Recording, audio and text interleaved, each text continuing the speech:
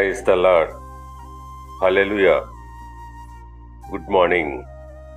ఈరోజు దేవుని వాగ్దానము యోహాను రాసిన 3వ పత్రిక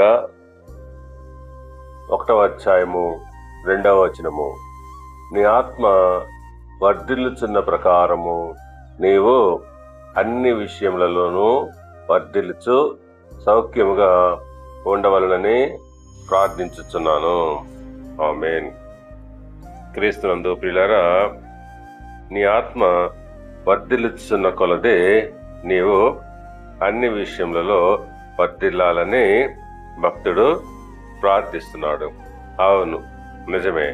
మనము దేవునిలో ఆత్మీయంగా ఎదుగుతున్నప్పుడు అన్ని విషయంలో వర్ధిల్లుతాము.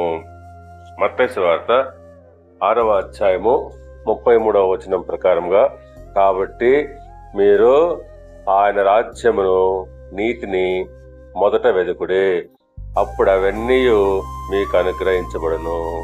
అవును, మనము ముందుగా దేవుని రాజ్యమును నీతిని వెతుకుచున్నప్పుడు తప్పకుండా ఆయన మనకు ఈ లోక సంబంధమైనవన్నీ కూడా అనుగ్రహిస్తాడు.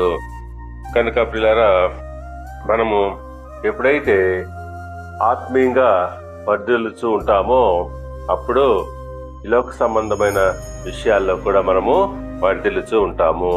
దేవుడు మిమ్మల్ని దీవించి ఆశీర్వదించి వర్ధిల్ల చేయునుగాక. ఆమేన్.